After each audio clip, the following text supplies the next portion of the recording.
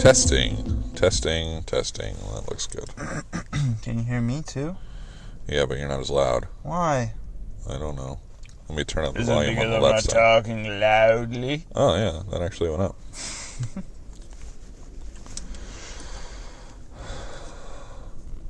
And we're going live. Indeed. Welcome, everybody, to another episode of the Dream Crushers Podcast. I heard that Jamie Foxx was at a party once. And he's always been like big, like into dancing and stuff. And somebody was like, "Oh yeah, you gotta check this kid out. He's pretty good at dancing." And Jamie Foxx is like, "Oh, he thinks he can dance?" He's like, "All right, I'll go meet him. Let's see what's going on. Have a little dance battle." And he walked over to him, and it was a young Chris Brown. He was like, 15 or 16 at the time. And they're in like a crowd of people, and Jamie Foxx is like, he's like, "So what's up, man?" He's like, I heard you think you can dance or what?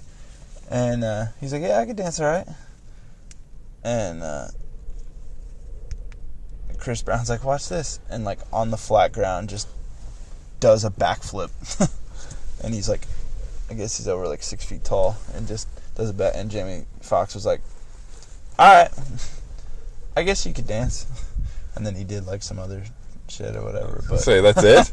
well, no, I can't dance, but if I could do a backflip, then... I guess he did a bunch of stuff. That's what I'm trying to say. But okay. he just blasted out a backflip in front of his face, and he's like, "All right, well, I can't do that." I think I've heard that story somewhere. Yeah, that's a good one. Back in the beginning of this whole goal thing, I always figured that would be fuel for doing future goals. Jamie I Foxx? just want it. Ew. No, the backflip. Oh. Just to help prove to myself that I can do anything I set my mind to. You just got to practice and stuff like that. Mm-hmm. Unfortunately, that's a really big goal because I haven't gotten very far yet, and it's kind of hard to learn. Think how demoralizing it would be if you try to do it and you like broke your neck. Oh. Just set your life. I don't think that's demoralizing.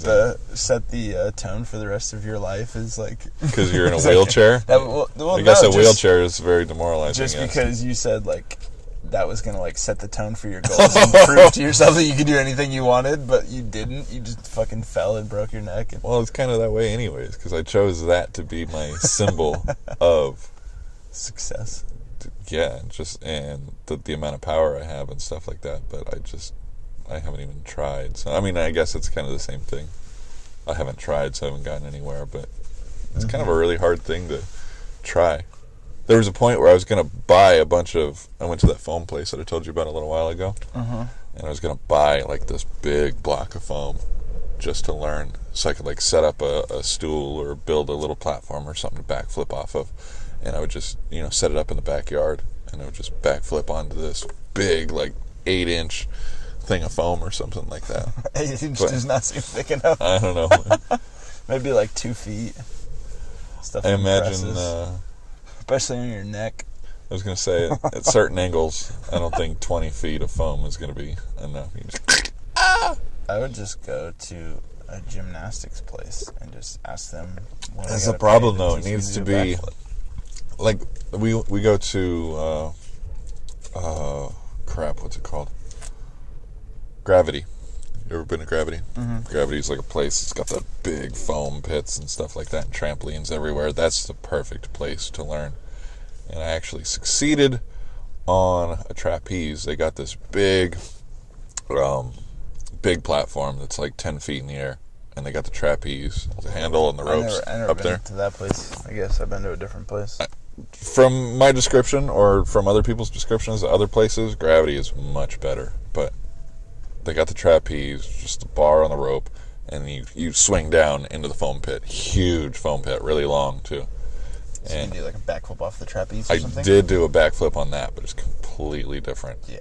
I was able to learn the tuck. Yeah, I mean, you already got this whole momentum and stuff like that, and there's a lot more to it. You get it. Back then, I was 200 pounds, so I'd kind of like to try it now. But swinging Yeah. when getting you're that up high momentum. and then you swing and you hit the bottom of the arc. I imagine like, that's where whipping. you're the heaviest. Yeah. It's like trying to hold on.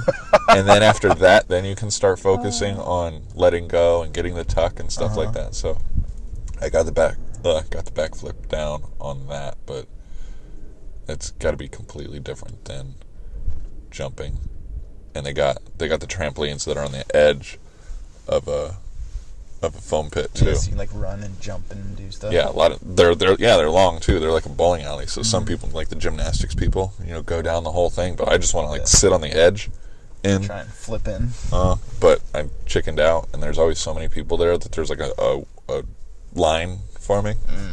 Yeah, that's always like annoying. It would be cool to go to those places like completely empty, because it is always like weird. It's like you never like fully try the stuff that you want to try because like it would look stupid. And there's like so many people, and it's like it would take me a lot of times to get it down, and it's like you can't really do that when there's a line of people. So, hence the big block of foam in my backyard. You're like, hold on, I'm working on a goal right now. This is one of my dreams, all right? Your 6-year-old can wait. Have you ever tried to get out of one of those? You've played with them, Yes, right? they're Just so trying to get hard out. to get out of the foam pits. It's like 2 seconds like of fun quicksand. and then 15 minutes of trying to get to the edge. Yeah, you're like trying really. It's like frustrating. You're trying really hard, and you're like not going anywhere. And like people are like waiting, like, dude, come on, move out of the way. And you're like, I'm trying, I promise. We should go. Be fun. One of my wife's best friends had a birthday party there, and it seemed like a trying to stay young thing. And it's totally what I want to do too. It was her 40th birthday. They're like, let's go to Gravity. So all these old ladies Bouncing around. are at Gravity. It's fun, but it's kind of my mindset too. I still feel like a kid in my head. So it's not until I, stand up from sitting down too long that I realize I'm getting fucking old. Yeah.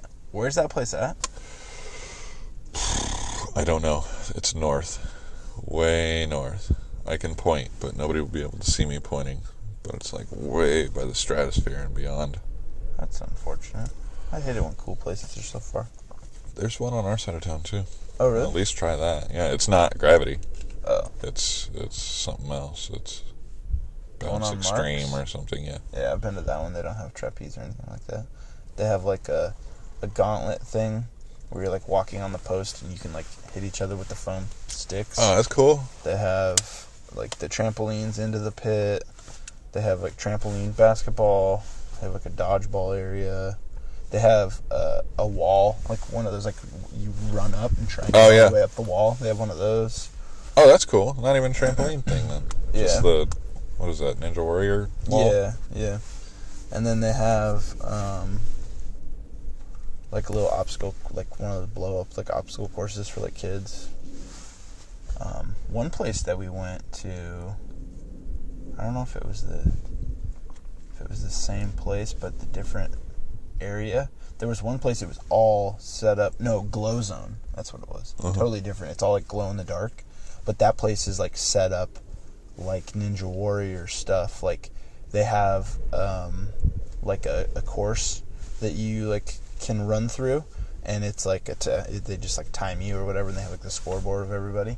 And it's like they have like swinging like wood panels that you have to climb on and like go around to the next one, and then like beams that you have to jump on, and then like ropes you gotta like swing across. Oh, that's cool. And then they have like a rock climbing area where it's all different like hardnesses of like rock climbing ones. Some are like just like big holds that are like straight up. Some of them are like tilted out a little bit. Some of them there's like a lot less holds. And then in the middle they have these podiums where it's like a stool, looks like a stool, just like a pole with like a round wooden top. And they increasingly get taller and taller, and it goes up in a big spiral. And so you just step up it. But the top one is like 30 feet in the air. Dude, it's so scary looking. There's no way that I'd be able to do that one. Are they not soft? Soft? Yeah. You said like a wooden top. Yeah, I was like, I picture everything being No, it's got padded. to be like stable. I mean, it might have like some like thin padding, Yeah, but I mean, it's got to be like stable. But like, I was watching, like, we were there for a kid's birthday, and the kids were doing it, and they would go all the way to the top, and when the kids were at the top of the tall one, it's like swaying, like wiggly. Oh, it's like, oh my gosh, and you're just on a automatic line, like security line, and so when you get to the top, you just jump that's off. better. You just jump off and like go down. That's okay. It's still scary. Yeah, I believe it. Though. I believe it. I mean, in my head, it seems like it's be simple, but I'm picturing the other place we were just talking about, Gravity. They have, as far as high things go, and it doesn't seem that high until you're there. It just seems like it's maybe 15 feet, 20 feet max. But it's, I don't know what they call it in Ninja Warrior, but the two walls that are really close together, spider wall, where you just spread your arms and legs apart, climb up and you can climb it. And it's actually, it's kind of easy, but you get tired really fast, which is probably why that's there. So you'll be going, and I would like get really high, like towards the top, and I'd look down, and the foam is so fucking far down. And then you're like starting to get tired, and your arms are shaking, and I was like, oh my God. And you just, it's kind of, you just fall. Put some trust in that foam, though, because when you can't hang on anymore and you can't get any further, you're like, fuck it, I just gotta tuck and then land in the foam, and it was like nothing ever happened. I was like, oh, that's cool. Yeah, those foam pits are like amazing. It's like so simple, but so good. Too bad we can't have foam pits in life. That'd be cool. Just like random places. No, I just mean like you get into a car accident and there's a foam pit waiting. Exactly. That's kind of what I meant. Go like flying through your windshield and just like squish. It's like a movie set. Have you ever had inventions taken from you? Yeah. Or seen your invention somewhere else? Mm-hmm. Mine was Demolition Man. They get in a car accident, and he opens up the door, and it's just a white wall, and he like punches himself out of foam. That was my idea. Like fills the whole car with Yeah, foam. like it's the same thing. They got in a car accident, and they're like, they show it right before that they're like getting sprayed with foam and stuff like that. And like their faces are turning white, and then the next shot is him opening up the door and beating himself out of styrofoam and getting out. And then when he gets out, there's like a mold of his body in there. And it's like, oh, That's funny. but no, I meant like you want to make a jump or something like that. Hypothetically, though, you want to put a lot of money into your business or something like that. But if it doesn't work, foam pit. Default. Just take all the risk out of life. Yep. Probably wouldn't be fun anymore. Maybe. There'd be a lot of rich motherfuckers, though. Actually, no. You said the same thing to me recently that I think a lot. There's a project you were working on, and you're like, I did all this, and it was fun, and then I got to this point, and it's not challenging anymore, so it's not fun, and I'm not getting any further. Yeah, And that's a lot of my projects. Yeah, it just becomes work at that point. It's not exciting. You're not creating anymore. The creative aspect is kind of gone, and you're just to like the building phase. Which on like some things it's like nice to get to that point, and then on like other things it's like the fun part is just the creative part. Like just like the drawing out. Like it's interesting. Like I feel like different medias that I work with, like I enjoy different sections of them. Like with like the like more like wood stuff, I think like I get excited about like the preparation of it, like what it's gonna look like, the stains I'm gonna use, like picking out, doing like a little test piece and like, oh, that looks super sick.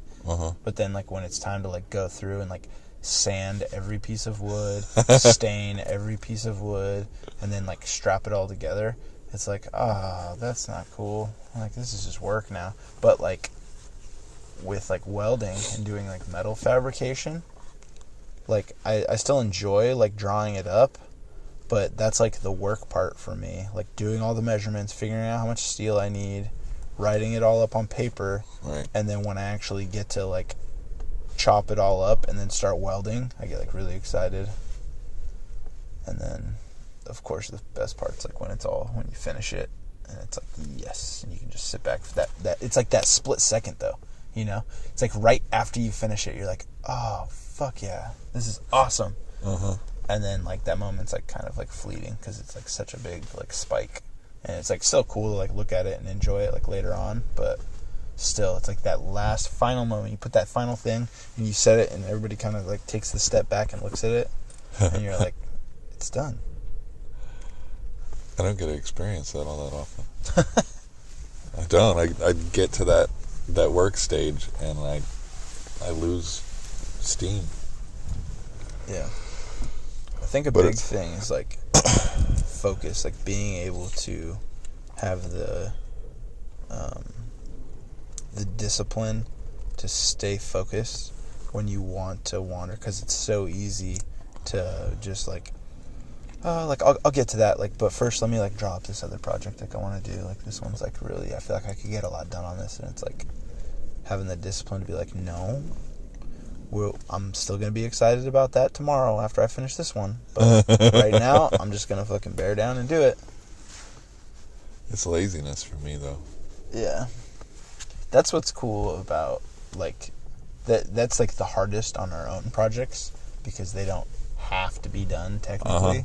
But, like, that's what's better about, like, doing commission jobs and, like, doing things that you're selling. It's like, oh, like, no, like, they need this. I need to get it done, and then I'm going to get paid for it. So you kind of have, like, your goal that you're looking at. I wasn't kidding when I said I don't know if I've ever experienced finishing a project, but that's exactly it. Is the people that pay me, those are like, I've actually stopped and been like, wow, this is done. I finished this. I started it and I finished it. That's crazy. That's never happened before. But yeah, it's all my own stuff. And to me, it's the challenge, not so much the fun. Yeah. But if it's challenging, I'm super excited because I want to get it done and I want to be like, fuck yeah, I can do that.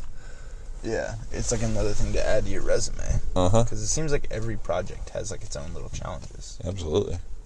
Some more than others. And then I get that challenge done. I'm like, I did it. I freaking did it. It's not done yet. It's still got a lot of work left. But the hard part's done. It works, whatever it is. It's like, oh, it's depressing. That's something I need to work on. I was like in kind of like a mental funk like over the last like week. Like I was just like in a weird place where like I've like built a couple things, trying to get this like furniture thing going, and just kind of like side like fabrication stuff going, where like selling stuff. It's like I'm at like a weird spot where like I invested some money, bought a bunch of materials, I made a couple things, and it's like I'm kind of waiting for those items to sell so that I can like reinvest into more things and like make more things to get like more time building different things, and you know, just kind of continue to grow the brand. But it's like I'm at like a weird place where it's like have like a couple things and they haven't like sold yet, and so I'm like kind of waiting, you know. It's like I don't really like have the money right now to like buy more steel and stuff to make like other new things. So it's like I'm almost like waiting. And I was like really like messing with me, because I'm like, I like to like stay busy. I like to keep going, stay productive, and just keep doing things, because if I don't have anything to do, then I should be working to have things to like sell or whatever, or just getting more time in. And I was working on finishing up that little like end table stand that I was working on. That's kind of why I started up that random one, because I had the steel for it. It was like, you know, it didn't take a lot of steel. I had the wood, I had all the stuff for it. I was like, I'll just make this, and maybe it'll be like another thing I can put up on the Etsy. And I was kind of getting close to finishing that, and I'm like, what? Like, hopefully like this thing sells, and then the other thing sells. And then I had told you like earlier in the week, one of my friends from high school messaged me and said that she wanted me to build her some custom furniture like to what she wanted. So like I went over there, took some measurements and stuff, and she wants like this one like little kind of bench stand thing that would go like by a door, that has like, that's kind of tall and has like a nook for like hanging backpacks in, almost like a kind of like next to a door, like shoe rack type thing with like the upright where you can like hang stuff on it. And then the other thing is kind of like a media console that would go like underneath where her TV would be mounted on the wall, and just she could put like storage of stuff there, like little whatever baskets and stuff. And so like some pretty cool like little simple things, and that kind of got me like excited, like having like another customer. And like I love making stuff for people that I know. It's just like cool, like when people that you know and like have some of your products, you know. It's always like neat to me. So that kind of like gave me like a little bit of hope, you know. It's like it's easy to like get into your head like, oh, like is this gonna work out? Like I haven't sold anything yet. And so that was kind of like cool. And then yesterday I got a text message from the family that I made that redid the leather seats for on that old wooden chair. And I think that was like 4 years ago or something. And like I haven't talked to them at all. And she just randomly like texted me yesterday and said that her husband got like a 58 Chevy pickup truck, and he wants to get the bench seat reupholstered, and asked if I could like come by and give him a quote for it. And I was like, yeah. I was like, that's awesome. And it was just like, felt like the universe was like give me a little help there, you know. Definitely. I think that's how you got to think about it, though. I'm over here thinking about it also as you're saying it, but it's like, imagine if you're Walmart's only customer. You go to Walmart to get groceries or whatever once a week. They can't survive on that. Yeah. But you know, it's a whole bunch of people going once a week.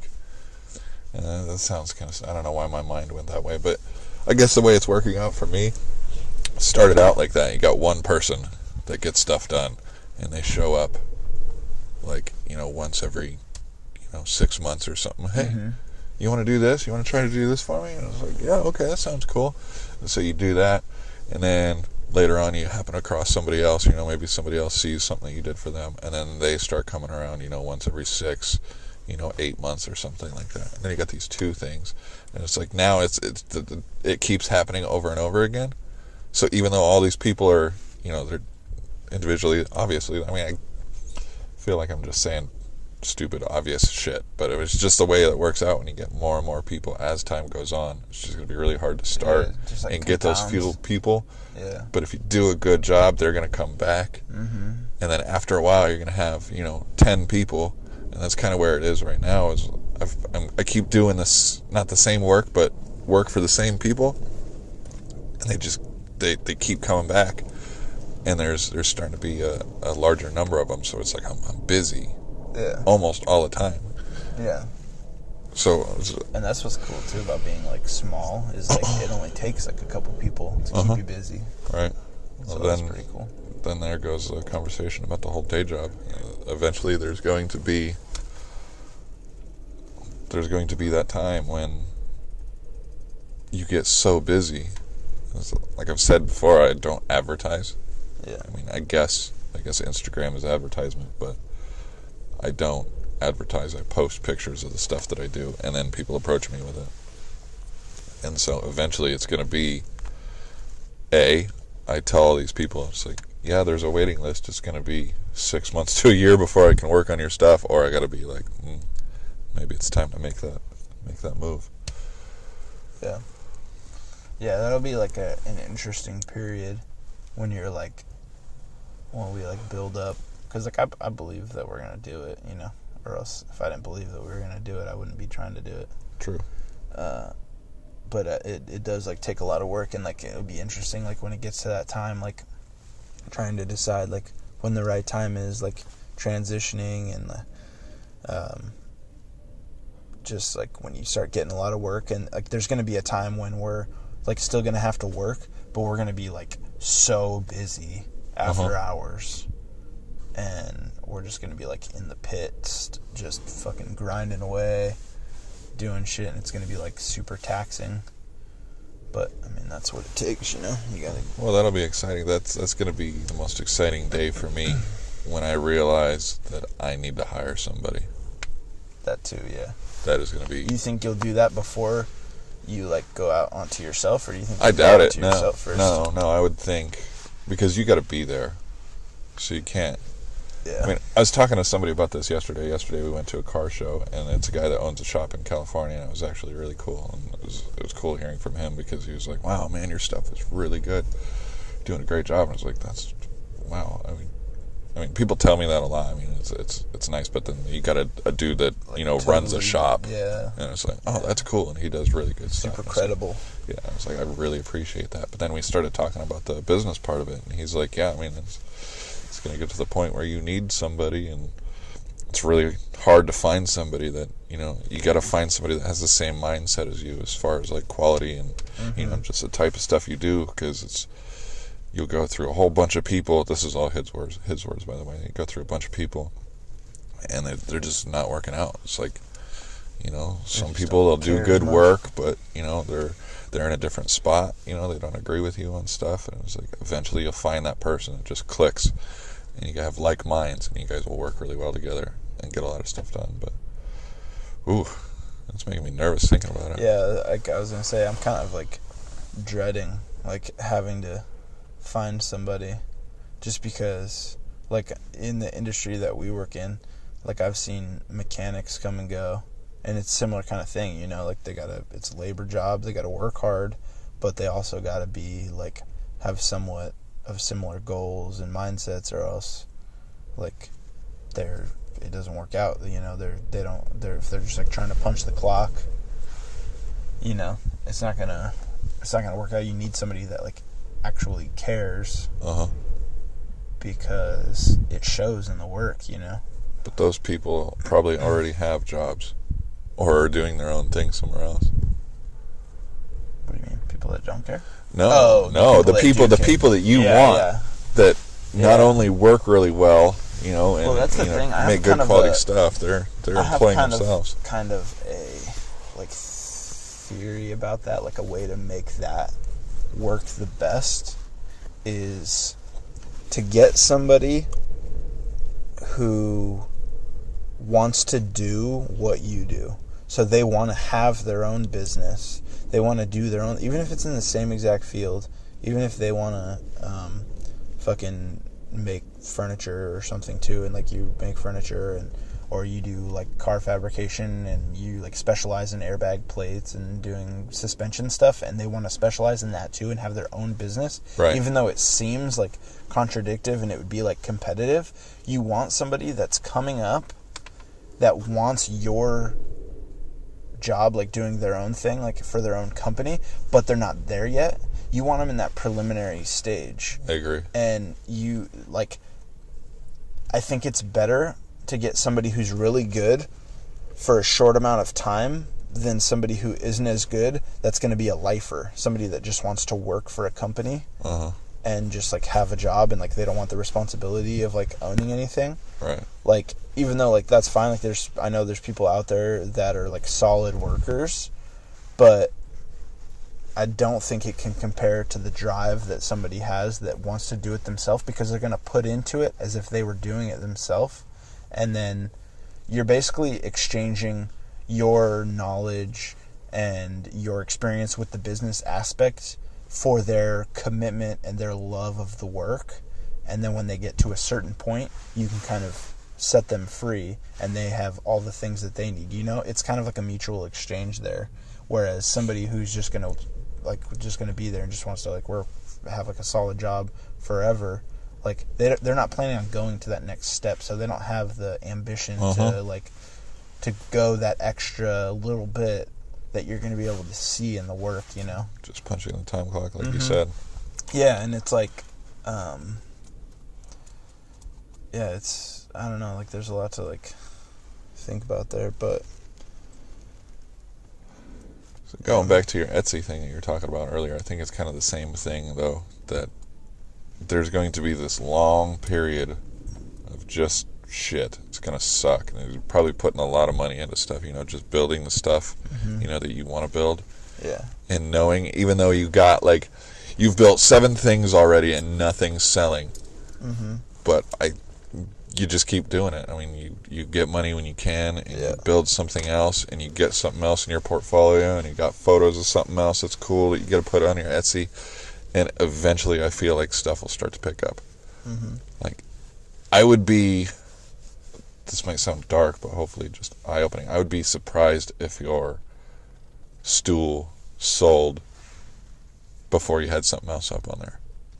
Because when you go to an Etsy page and there's just like one thing, Yeah, it's just yeah, weird. yeah, And it's like you could love that thing. Yeah. It's like your stool's very fucking cool, but you go there and it's like, Yeah, it's like this guy has one thing, he's got no ratings, he's got nothing. no sales. Yeah. It like almost has to be like somebody you know or whatever, and like ask them to buy it off of the Etsy. You know? That's actually really fucking smart. Like I thought about that, like with like the side, like my friend that asked me to do like the custom like stand and like the little like nook thing.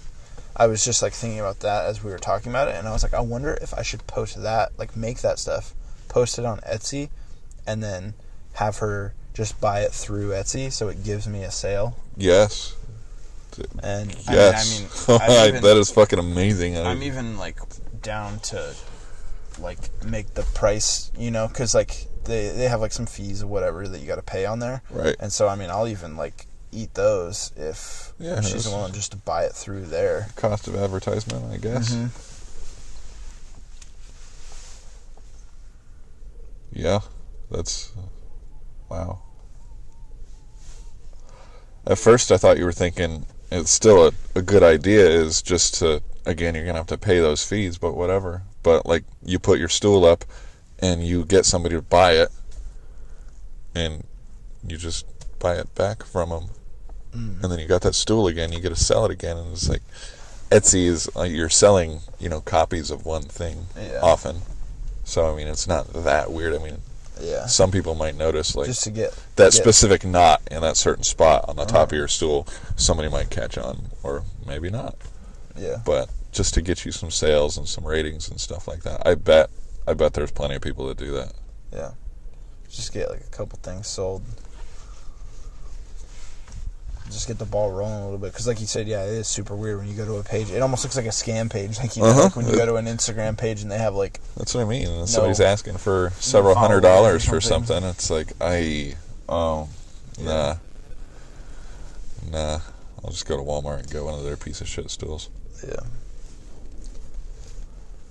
Yeah, but that like the whole getting the other jobs and like that stuff like excites me, and like I'm ready to like put in the work, and I already like drew it up for those like 2 little things that I'm doing for my friend. I already drew it up, got all the measurements, calculated how much steel I need to get, got like some pricing for that. I went to Lowe's yesterday and was looking at other different little things that I needed for it, and some different lumber, and like I mean and like she wants to invest in like something custom that is like of mine, because she's like, she's followed me, she's been my friend for a long time, she's followed me like along, and she like wants to like get something because she really likes it and she thinks it would be cool. But she also has like a budget that she has to keep, and so like looking at the different materials that I'm going to use, like calculating that in so that I can get it. It's custom, but it's not, I'm not using curly maple on a thick metal base where it's going to be like thousands of dollars, That's like what's kind of fun with doing custom stuff and talking to people. I think that's important too, like in business, like talking to people, seeing where they're at, and like I want to be the one that can sell an $8,000 table but isn't afraid to talk to the family that's just starting off, seeing what they like, and getting them like a bench for $200, and just by manipulating the materials that I'm using, all quality stuff obviously, but there's a big difference from using thin wall tubing and some pine that you stain a cool ass color, and then like I said, a intricate big channel steel base with an oak slab top or something, and it's like, it's funny because like a lot of people that like aren't in the industry, like they can't really tell the expense just by like looking at like a different wood piece. So you could take like some pine or something that's like more like less expensive and do like a really cool stain and maybe like scuff it up and give it like a cool look to it, and they might think that looks way cooler than this slab that costs like 10 times as much, you know. And so I think like that stuff, I like that. Like it's kind of like wine. Yeah. There's like certain tastes. I don't know. Certain people have certain tastes for wine. I certainly don't. Wine tastes like wine, regardless whether it's out of a box or a. Mm-hmm. I'm not saying I've had a $20,000 bottle of wine, but whatever. Supposedly they're very different, but I'm kind of like that way with wood too. It's like you got pine that you can get from Home Depot, Yeah. and if you finish it well, it looks fantastic. And then you got some of these super high-end woods, and it's like, I see the difference, but it's like, really? Is it that much? Yeah, and it's more just like the rarity, I think, of it, you know? Right. It's like, whatever. But so it's more of a mindset thing. Mm-hmm. This is really rare wood. And that's why I paid $400 just for this little piece of wood that's up here. Yeah. But yeah, money's money. If you find somebody that you can do stuff cheap for, I suppose, as long as you don't, it doesn't take too much time. Yeah, time is... Especially once time you gets start expensive. getting busy. If you start getting busy and you got an $8,000 table to make, and you're wasting all your time working on this, you know, $200 stool or something like that, that's when you're going to have to kind of back up and be like... Well, that's when you hire your apprentice to start that's true. $200 benches. Yeah, that's true. Gives him something good to start on. You know he's not going to fuck up your $1,000 slab that you bought. Yeah, that's a good point. Dude, I've been doing like so much research because I mean we're fairly new to the wood side of things. Like we've been doing metal fabrication for years, but like the wood thing, like especially like fine woodworking, it's such a different world and it's crazy. Like you can go so deep down the wormhole of like the technologies of the stuff they're using. Like I was watching these videos of these guys at this seminar for this like wood. This place makes I think it's called Rubio monocoating. They make like a wood coating. It's like an oil like finish for wood. But they had this like seminar where they had all these different like woodworkers come, and they like teamed up and like built all these different little projects and showed them different tools and stuff. And like Festool was there. They make like expensive like high quality like woodworking tools, sanders and routers and stuff. And like dude, like the stuff they were doing to like join these tables and like put in like those like the bow ties and stuff, you know, that they do to like fix the cracks. They were like freaking routering out like crazy designs and then like making the things out of wood and like inserting them in there and like doing crazy leg joint design. And it's like, dude, you can get so crazy with it. Yeah, it's a very complex world, the woodworking world. It is. I think we've talked about that before. It's like some of it I think is very necessary, but then others, I don't even know the names of the different joints and stuff like that. But there's some that they're just like so interlocked, and you see them doing it, and they're basically like they got like a magnifying glass hanging over their eyes and this finely sharpened chisel and stuff like that. It's like, really? I realize how long stuff takes just in the world that I'm in. Dude, I just can't metal imagine and stuff. fine woodworking. Like they'll spend like 8 hours on a joint or something. It seems like. So are they also making like $4 an hour, or are they actually getting paid for this stuff? Because that stuff is nuts to me. I can't imagine putting that much of my own time into something. I think there's a few things there. I think that they get better and faster as they go, so they know exactly what they're doing. Right. So it becomes a little bit faster, even though it is a lot of work and a lot of time. And I think that you gotta like just love the shit out of it to be that like crazy attentive about it. And I think they do make like a shitload of money for like the super premium things that are like that. Dude, honestly though, like some of that, like it's just like it's kind of like a style thing, like an opinion. But some of that shit is ugly, dude. Yeah. Like, I've seen some stuff, like some fine woodworking, and they, like, you know, they carve everything out, and they got their routed corners, and I'm like, dude, that is ugly and outdated looking. Yep. So, I don't know. I mean, their styles change and stuff, so there's, like, I'm sure there's, like, new styles of doing kind of, like, similar techniques. But, yeah, some of the looks is just like, ugh, get that away from me. Yep. No, I agree. I'm super simple. So, Yeah. like, my favorite stuff, like, we've been looking at these epoxy tables, and my favorite tables are the ones with just the 45-degree chamfer right on the edge. Mm-hmm. That, Yeah. just the nice block. Mm-hmm. Just, I mean, it's not even a laziness thing. It's just what I prefer. And then you talk about, like, these carvings and stuff that Yeah. they got, like, the intricate lace carvings and stuff around the edge and stuff like that. Mhm. It's just, Goofy looking. yeah, it's just terrible. It's just too much. I really like just clean, simple, classy look. One thing that I heard, where was it from? Who was talking about it? Forget who was talking about it, but they were describing, like, the care you put into a project, like, comes back in the form of, like, kind of like success karma. I forget how they worded it, but it was basically like, to give an example, like, if you have something that you, like, welded up and you, like, grounded off, like, the outside welds and it looks super clean, but there's, like, an area underneath that's going to be, like, covered up that, like, nobody's ever going to see. Uh-huh. If you, like, put in a little bit of extra time and make that look good, even though nobody's ever going to see it, it's like that commitment to making something look good because you know it's there, like, injects in this, like, passion into your work that, like, is noticeable. Like, even though looking on the outside it looks exactly the same, there's, like, throughout the course of your work, like, doing the little extra things like that, making things, finishing everything up, even though it might not, some people might not care, you know, the underside of a wood table, sanding it just as good as you did the top, like, just, like, stuff like that. Uh-huh.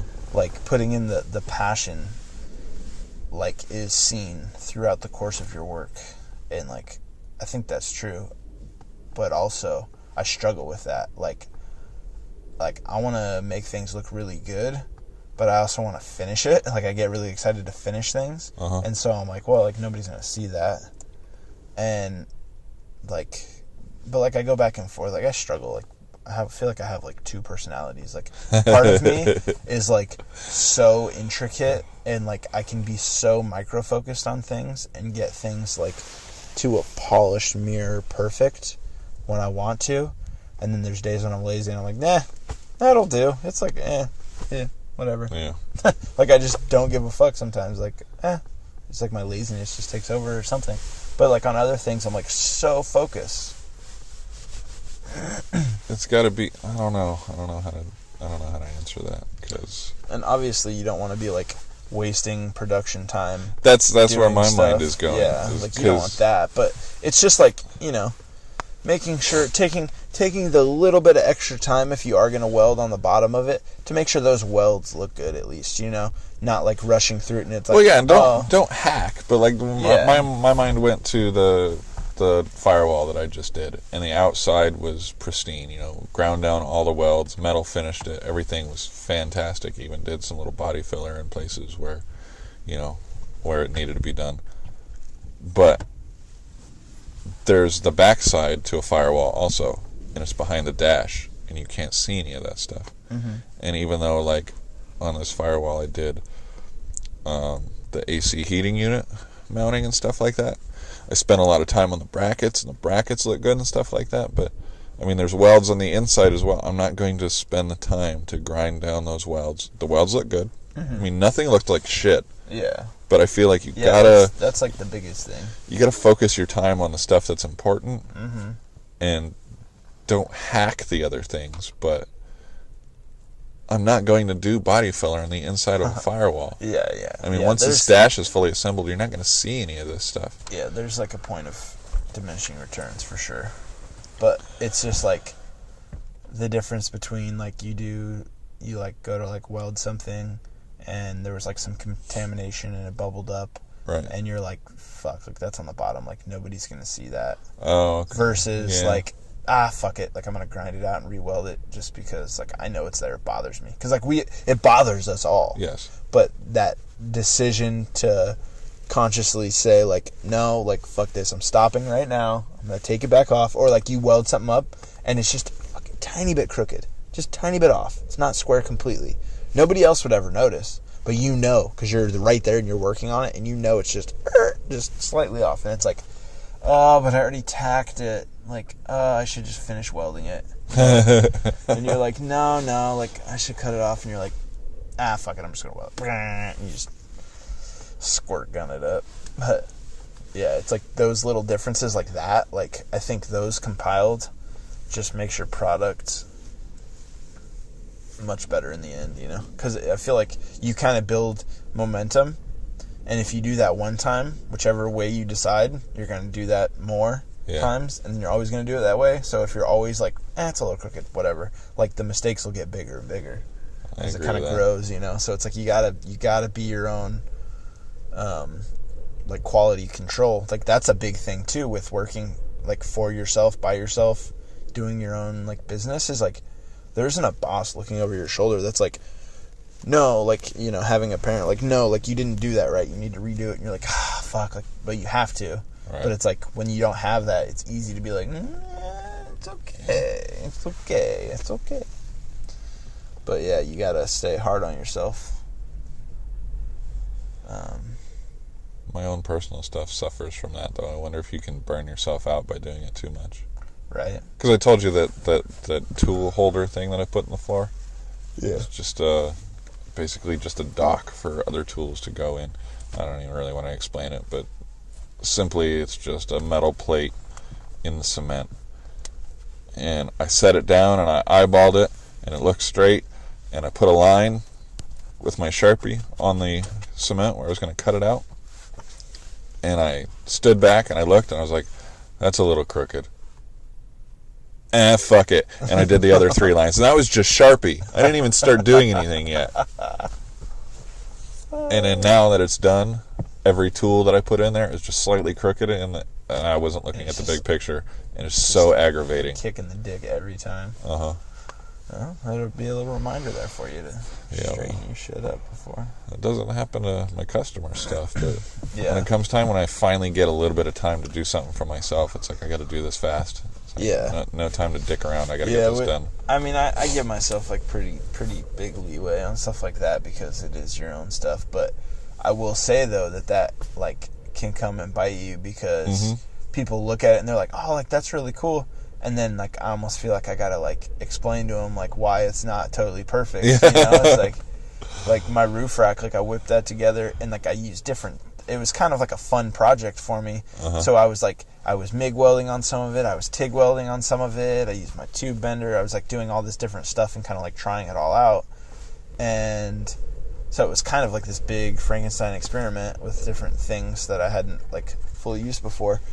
And I mean, overall it turned out good and it's been super useful. It's lasted years and years. And I mean, it's strong as shit. Nothing's broken on it at all. But like there's areas where I was like sloppy grinding some of the welds, like smoothing it off, and you can like see it. And then there's like welds that like I didn't grind in certain areas that like I should have, and it's like I like show the people are like, oh, like that's really cool, right? I'm like, thanks, I built it. And by the way, like it was for me, so like I didn't grind this weld here because you know, it's like I feel like I gotta fucking explain because like if you bought this, like it wouldn't look the same. It would be way better. Like sorry. But yeah, it's like if you just do it right, you don't have to explain yourself. You know what's neat though is there are certain people that are super picky about certain things, but a lot of people overlook that stuff. Yeah, like they don't know what it takes, and it's almost like they honestly don't know what pristine looking stuff is. So when they look back, they see the whole rack and they're like, "Wow, that's sick," and they don't even notice the tiny little things. So that's helpful for a lot of people. You're not going to scare away everybody. Yeah. So that said, I would just say don't do the explanation thing. Just try to hold back. Yeah. It's like, yep, I built this. Yep, there it is. It works. And then if they're like, hey, what happened here? Which is talking to Kyle. Show Kyle something you built. What's that? Oh, me? Fuck you. Talking about me. I'm like, who's Kyle? Like, what are we talking about? Talking about me. Just like to keep you honest. I like to be that thorn in your hip, just so when you go to, you think to yourself like, ah, shit, like it's like nobody's gonna, and you're like, God damn it, Kyle's gonna fucking say something. Fucking get this shit right. Just be in there fucking poking at you. Get that quality control up. You gotta keep each other accountable.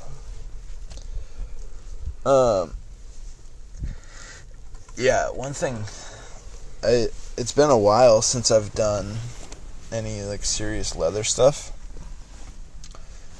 and me and Cutter have our first Schutzend trial coming up. For people that don't know, that's like I was gonna say, I don't style think of we've ever talked about that before. It's a dog training stuff. Schutzend is a German dog sport where you have like where they do like the bite sleeve and stuff, and you send the dog to bite the guy, and there's other parts, obedience sections, where you have them heeling next to you and jumping over walls, and it's fun. The dogs love to do it, but this is our first title, and so it's just a basic like obedience title where you just have to do some focused heeling and stuff. Anyways, I wanted to make a custom. You have to have like a specific collar that you use. When you're doing the trial, you can't use certain things, and you have to have a specific leash that you can clip around your waist, because certain parts of it are off leash. And so I didn't have the leash, and his collar was like getting old, and so I wanted to make him a new collar and make him a leash that was matching and have it all cool and blacked out. And so I made the collar last night, and it was the first time that I had set aside that much time in a while for doing something with leather, making handmade leather stuff.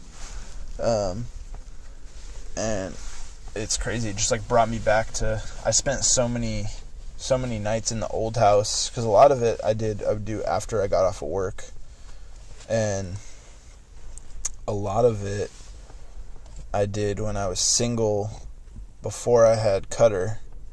And so I was literally just by myself, and I would work sometimes. Like I would get home and start working on a project at like 6 or 7, and I would just work straight through on it until like midnight.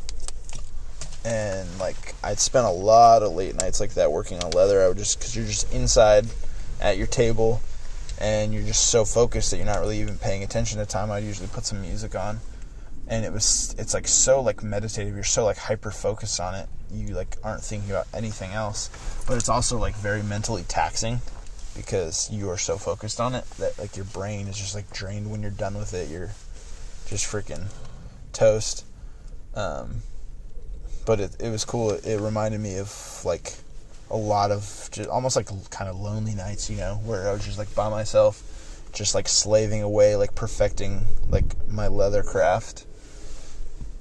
And it was very like kind of nostalgic last night, because the kid was out of the house, and my woman went to a concert with one of her friends for her birthday, so it was just me and Cutter at the house. And so Cutter just was hanging out, laying down. He was tired from training and stuff earlier, so I was just sitting at my table, just working away, and it was just felt like really like nostalgic. And I worked on it from like 6 to 10, probably, so solid 4 hours working on this collar, between getting the leather and getting it prepped, dyeing it, cutting it, shaping it, beveling the edges, stamping his name into it. And after all of that, the piece of leather that I had, I was using this piece of veg tan strapping, almost like you would use for like a leather belt, and I didn't realize it until too far into the process,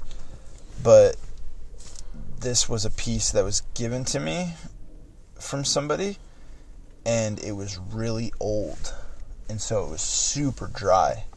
So, like, I kept having problems with it, like, when I would go to do, like, the stamping and stuff, I would, like, soak it with water, and it would just, like, suck up the water. Typically with leather, like, with veg tan leather, that's, like, fairly new and supple, all you have to do is get it slightly wet, and then you can stamp something into it, and then after it dries, it gets, like, hard again, and then that stamping stays in. But it's the suppleness of when it's wet that allows you to carve and stamp into it. And this leather was so, like, old and dry that I, like, soaked it on both sides of the leather to try and get it in there because it was a real thick piece. And, like, stamping it was, like, super hard. Like, didn't want to... So it's still stamped, but it wasn't as, like, deep and clean as it would have been. Right. If this was for a customer, I would have just, like, trashed it immediately and just got a different piece. But it was what I had, and, like, the trial's coming up, like, next weekend, so I was just trying to, like, get it done. And so stamped the name into it, got it to work, got it wet, folded over the pieces I need for, like, the ends, and then I dyed it. And I realized this morning after it had all dried and stuff, a lot of I dyed it all black, and there's, like, a bunch of areas that are, like, kind of splotchy, and, like, you can still see the, like, tan through it. Like, the dye didn't soak into those areas. And it's, like, it's just, like, old and just, like, whatever. It had, like, Is that where you got it wet? Huh? Is that where you got it wet? Makes me think Well, that, I kind of got the it color all because... wet. No, the dye it's a water-based stain, so you can mix it with water. Well, I don't mean that. I just mean that it's already wet here, so not as much dye can like, soak in because it's already already saturated with non-colored water. Yeah, I mean, I let it dry for a while before I stained it all after doing stuff, but so it just didn't quite work. And then after it was dyed and it's, like, nice and black, you would flex it, and, like, the outer skin would start to crack because it was so dry, and you could, like, see the tan through it. Like, the black was cracking. Oh, that's weird. And so right before I left the house, I took this Obanoff's, like, leather conditioner. It's, like, this, like, amazing, like, wax stuff. It's like a leather conditioner, and you just, like, rub it in, massage it into the leather, and the leather soaks it in, and it's like waxy, so, like, oil kind of soaks into leather, and then after a while it'll kind of, like, dry out, but this stuff, like, soaks into the leather, and when you flex the leather, it kind of, like, secretes it again, so it kind of, like, reconditions as it, like, stays in there, so you can give it, like, a good soaking, and it lasts, like, a really long time. I can use it on, like, my belts and stuff, and, like, my boots and everything to keep them nice and conditioned. But I soaked it in that, so hopefully that'll make it a little bit more supple and it'll be, like, usable. But I'll probably end up, after, like, the trial, I'll probably use it for the trial, but after that I'll probably end up fully making, like, a new one out of some nice fresh leather. That leather was just, like, really old and dried out. I was kind of bummed about that because it's like I put in 4 hours carving and dyeing and cutting and punching holes, and it's like you get done and you're like, shit, it's fucking garbage, just throw it away. Is there anything to help leather resist heat? Resist heat? Or is heat just gonna fuck up leather regardless? Because I go through welding gloves like mad. I was talking to my brother about it. Up and everything. Yeah, it's got to just be my technique, but my left pinky always drags over the weld that I just welded, so it's still glowing red hot. And you're just and shrinking it into yeah, that little I'll nub. feel my pinky getting hot. Yeah, and then my fucking pinky on my left glove every time is like smaller than the rest of them, and it's black. You gotta put the glove on; it like doesn't fit all the way in. So I got a whole bunch. Yesterday was kind of comical because the dude dropped off the metal that I ordered. So I was helping him unload, and I usually just put on my welding gloves to help unload because they're big and leather and soft and help save your hands from the metal and stuff like that.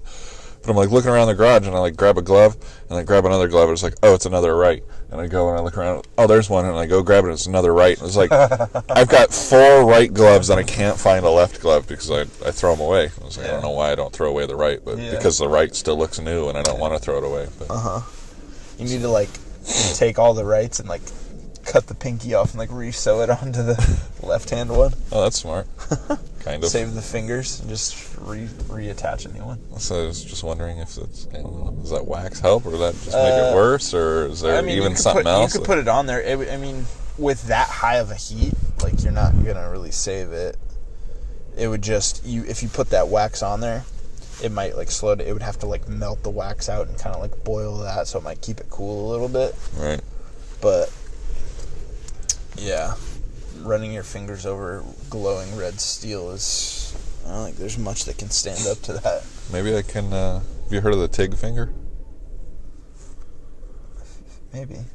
Supposedly it's like the same thing, but I think it's bigger and fatter, and it goes over your last 2 fingers, your pinky and ring finger, and it's the same thing. It's where you like rest the TIG torch. And I don't know, I gotta look it up again, but I think it's fiberglass. It's like woven fiberglass. Yeah, I was gonna say it's probably some kind of like fire resistant stuff, like maybe I'll do that. Like a burn suit. I'll get one of those, and since they're much bigger, it might fit over the pinky of my. Yeah, you know what? I want to try that. I'm gonna buy me a TIG finger, even though I don't TIG. Buy you a MIG finger. My brother was saying that I just weld wrong. And I don't think he's wrong. 'Cause I don't know, I just think my path doing a weld is off. Because, I don't know, I guess maybe I need to try going the other way, so that the weld is going away from the glove rather than always being under my hand. So you're like this? I always push because I get a cleaner weld that way. But, yeah, it's basically from right to left is usually how I weld, unless. And you're like dragging this one behind it like that? Exactly. Yeah, I'm like big with like, I need like the support of my other hand. So like I'll get hot fingers, like just so that I can stabilize it, because like my welds are like so much cleaner if I'm like stabilizing it. I don't have like the hand control yet. Like I know there's guys that'll just like reach out with an outreached arm and MIG like outreached, and it's like a perfect bead, and it's like, dude, yeah, I can't do that. That like I'm fucking, my hands wiggling and twitching, and I'm like squirting it all over the place. That's interesting. I wonder how you practice that skill. Just doing it over and over again. Because I get that when like you're trying to tack 2 pieces together. You know, maybe one's like kind of spring loaded or something. So you got one hand trying to hold these 2 pieces together, and then the other one, your right hand comes over with the torch, and you just got to tack it. And it's like, it's so hard. Missed. Whoop, missed. Whoop, missed. Yeah, that's when I notice how like bad my like single hand coordination is. Right. Is like I'm like, I gotta hold this down, hold that down, and then I gotta reach over and just, and I'm like, I'll just run a bead, and it's like I missed like the seam. I'm like, fuck. Yeah, like, dude, I got mad respect for like pipe fitters and stuff, and like pipe welders that are like in crazy ass positions, and like it's still just the perfect uniform bead, just over and over again, walking the cup or whatever.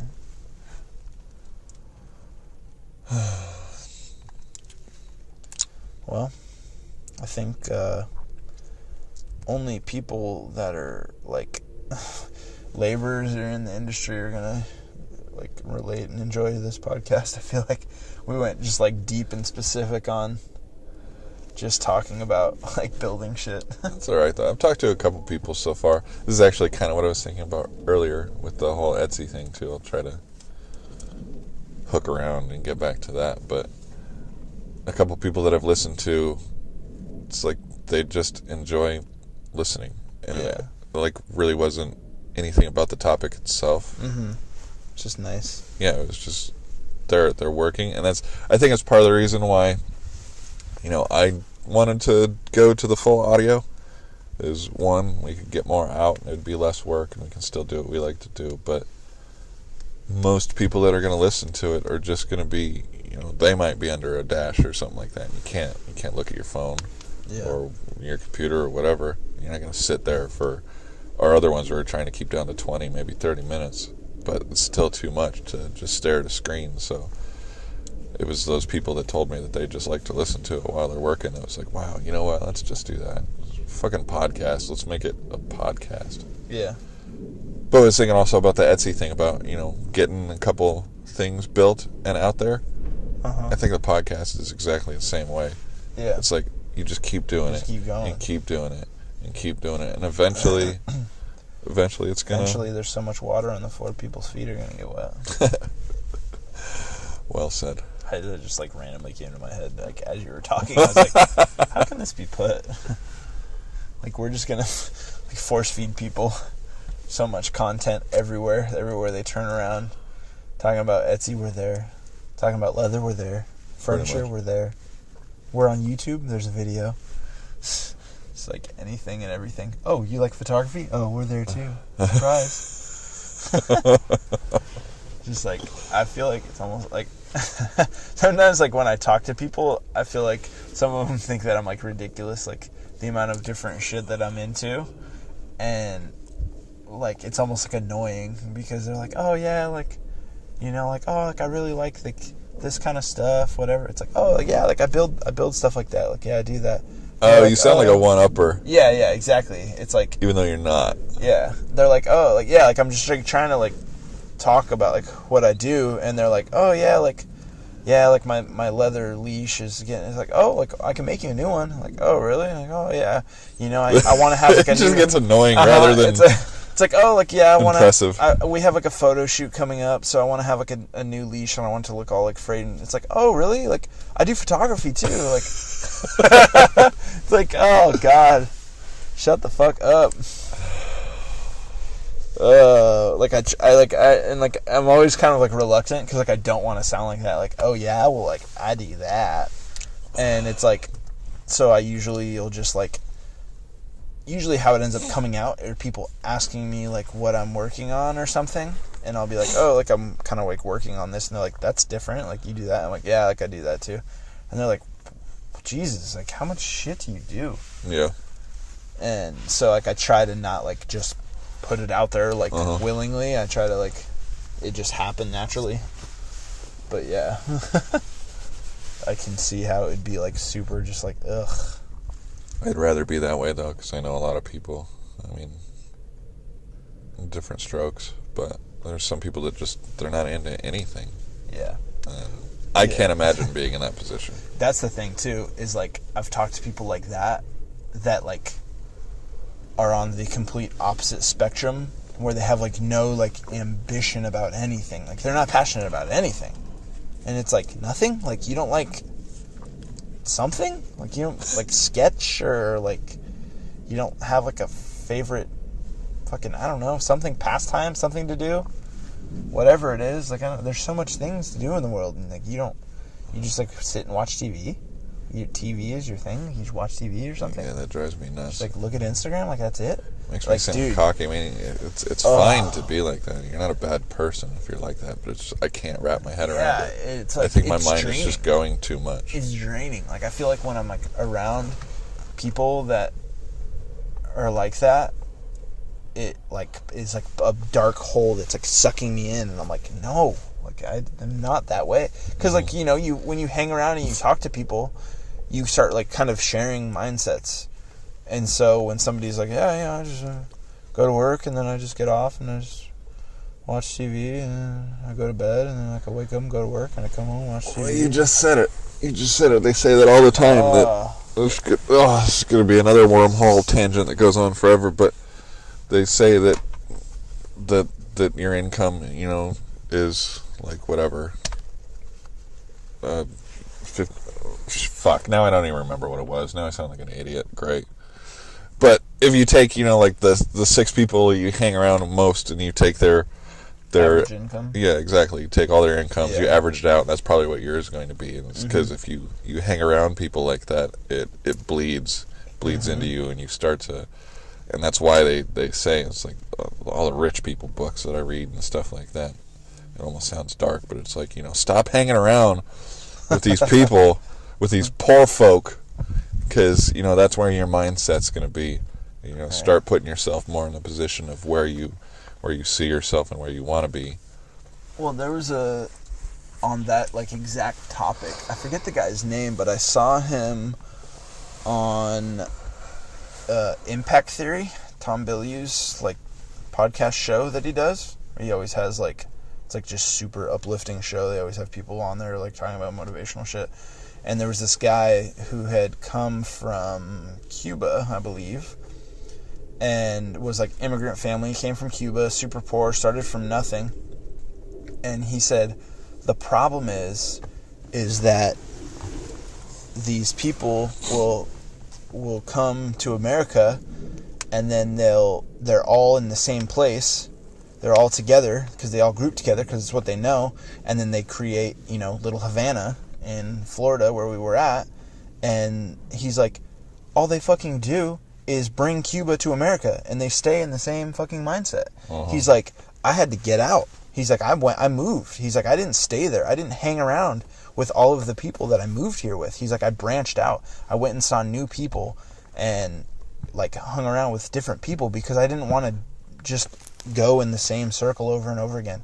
I didn't want the same things we had in Cuba just in America. He's like, I wanted to go on and be extremely successful, and I had huge plans for my life. So he's like, I had to get out of that mindset. He's like, everybody just wants to come and just like stay in the same thing. And he's like, you got to break your mindset. You got to hang around new people, not like to shit on your friends, but it's good to have other people as well. You got to grow. You have to meet new people and change, or else you are just going to stay the same if you're in the same thing, That was like pretty interesting. I never heard somebody say it like that before, Right. Because like a lot of like immigrant families, they do like stick together because, there is that sense of community, and that's like part of the way that they become successful is they like help each other out and shit, Right. That's the way the human mind works. It's neither good nor bad, but it's like we want to share our own mindsets with other people, and if you're in a good place, you're gonna push other people, and if you're not in the greatest place, you're gonna bring other people down, and it's not necessarily that you're trying to bring them down. But I mean, for example, like taking risks and stuff like that. You might have your closest family member or something be like, that's really not a good idea. You could lose all that money that you're putting into there, and they're not being a bad person. They're legitimately trying to protect you from something, but it's going to weigh on you, and then you're not going to take that risk, and it's only going to hold you back. And then so that's when you're around a group of people like that, that's how it's going to work, just constantly. And if they're all like-minded people, I mean, then I see exactly how the story went. You got all these people that are all in that one mindset, and that's where you're going to get stuck. So that's where that shitty saying where you need to start hanging around people more in your income bracket that you want to be in, because they're the same way. They're in a different position in their life, but they're still going to they're going to push you just the way they've been pushed and just the way they think, and then your minds will all kind of link together, and that's how you become successful. But yeah, that was a hell of a tangent. Yeah, it's interesting. Very interesting. We talk about it all the time. Mindset is like the number one thing. So it's not necessarily how to do each individual thing. It's just how to get into that mindset. Yeah, it's the starting Everything point. else will come together. Yeah, it's the starting point of everything. It's the seed to literally everything you do in life and how you do it. If you're going to do it well or not, it all comes down to your mindset. Are you going to be weak-minded and not believe in yourself and be scared or be undisciplined? Or are you going to have a fucking iron mindset to where you're going to crush everything in your path to get to that goal that you're going to do? You're going to break yourself down. You're going to break down your fears, break down walls, take some risks that are calculated and do what you got to do to get there. If you have the mindset, you got to have like a warrior mindset. You're going like in a world that is so like anti like violence, like everybody like in today's days like talking, everybody wants to be like friendly and nice, and everything's fucking butterflies and sunshine. It's like you gotta like get away from that in order to do what has to be done sometimes, just to like, it's kind of like hyping yourself up. You gotta look at this goal like you're a warrior, and this is the thing. You have to kill this thing. You have to get to it. You have to defeat it and take it seriously. Because if you just, it's just life's all bubbles and whatever and easy going, it's like that doesn't have the weight that makes you like want to like do something seriously, like focus on it extremely hard. Whereas if something's trying to kill you and you're trying to kill it, you're a lot more focused on it. That's like a weird way of explaining it, but no, it's just really more good. It's just more like taking it seriously. If you're not forced to change how you think, it's not going to change. It's like, when you go to exercise, it's like, yeah, you could just be like all like happy and like, oh, I'm just gonna go and just lift some weights, and it's fun. I love lifting weights. It's all good. I'm gonna ride the bicycle for a little bit, la-di-da. You're not gonna have near the intensity of going in there with the mindset, I'm going to fucking crush my body today. I'm going to break it down, every little muscle fiber. I want it to scream for mercy, and when it asks me to stop, I'm just gonna whisper no and just keep pushing. Like, which one's gonna like take you further? Like, and obviously you need to be smart about it. Don't get injured and be stupid and just like fucking try and deadlift 600 pounds and break your back. But like within reason, you need to like push yourself with like such force and like almost anger. Like I like the different emotions have different energy to them, and I enjoy using the energy from anger without actually being angry. It's like when you listen to like some heavy metal, like rock or something, or whatever kind of music that you like that's like super upbeat and almost is like music that like gets you like pissed off and fired up, and you're like driving fast, and like if somebody looked at you, they would be like, Jesus Christ, why is that guy so mad? He's like screaming. And it's like, I'm not really mad, but you get in the mindset of using the angry energy like to do something. Like when I'm working on something, if I'm like doing like some fabrication stuff, and like I put on some angry music or whatever, and you just get down and you get into that mindset of like, fuck this, I gotta knock this shit out, I gotta fucking grind this, I gotta cut this, I gotta weld this, like I'm gonna do it, I'm gonna kick this day's ass, like whatever. Like that's, you work much more focused and much more better. I do anyways. No, get like it gets you just fired up. You get your energy levels up. It's so easy to just get comfortable if you're just like happy and la-di-da and like, I just had an epiphany just now, because one, I used to do that all the time going to weddings. I think I learned it from my wedding photographer buddy. He always says I need to get some music in my body before going to a wedding, and it's the same thing. I mean, you crank up that music and it's something loud, and you got to be really energetic to shoot weddings. And I mean, you gotta learn to direct people and be a boss for a while. So if you're just kind of lazy, you've been hanging around all Saturday, and then Sunday you got a wedding, it's like really hard to get in that mode, to get real pumped up. So the music definitely helps. And then my epiphany just now was, I told you yesterday I didn't get shit done. I just pretty much sat in the garage, and it's the days that I have music pumping that I get a lot done. And yesterday I didn't even turn it on. Yeah. I just sat there, and maybe it's getting lost in your thought. Music kind of, I really enjoy silence, because then I can get in my thoughts and think deep thoughts that I need to think.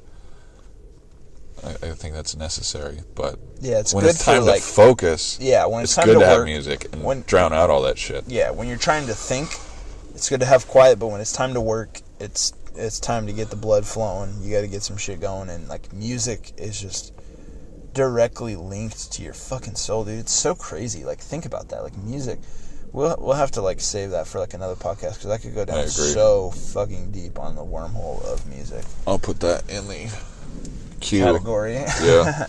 Yeah, so stay tuned for next time on that one, because maybe we'll just cut it now, and then we'll just continue on next week. That'd be fucking cool. Just Yeah. right to the next one.